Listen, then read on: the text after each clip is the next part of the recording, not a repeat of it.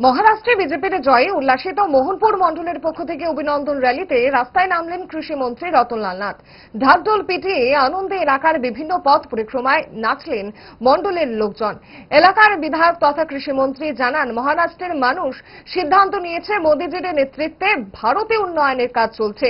অল্প দিনের মধ্যে যেখানে যে উন্নয়ন হয়েছে তা অভাবনীয়। মহারাষ্ট্রে বিজেপির জয়ে মহিলাদের অবদান সবচেয়ে বেশি। তাদের জন্য বিভিন্ন স্কিম এবং স্বাবলম্বী হওয়ার জন্য দলের নেতারা গুরুত্ব দিয়েছেন। আজকের ফলাফলই তার প্রমাণ। ঝাড়খণ্ডে বিজেপি ভালো ফলাফল করতে পারেনি, তবে গতবারের থেকে সেখানে দলের ভোট বেড়েছে। ভারতবর্ষের মানুষ প্রমাণ করে দিয়েছে বিজেপির বিকল্পে কোনো দল নেই।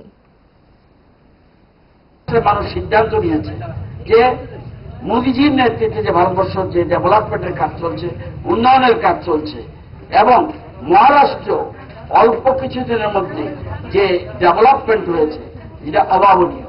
আপনারা এও জানেন, বিশেষ করে আজকে কংগ্রেসের এক প্রবক্তা পর্যন্ত বলতে হয়েছে আসলে ভারতীয় জনতা পার্টি মহারাষ্ট্রে মহিলাদের সবচেয়ে বেশি গুরুত্ব দিয়েছে, এই জন্য রেজাল্ট।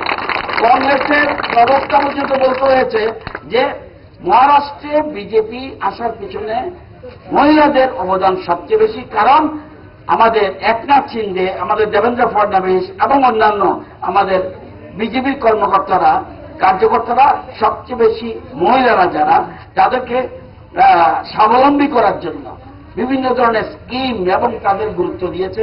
আজকে ফলাফল তাই। হরিয়ানাও আমাদের রেজাল্ট ভালো। এখানে ঝাড়খণ্ডে আমাদের আশানুরূপ ফল হয়নি, কিন্তু এরপরেও ঝাড়খণ্ডেও আমাদের ভোট পার্সেন্টেজ গতবার থেকে অনেক বেড়েছে।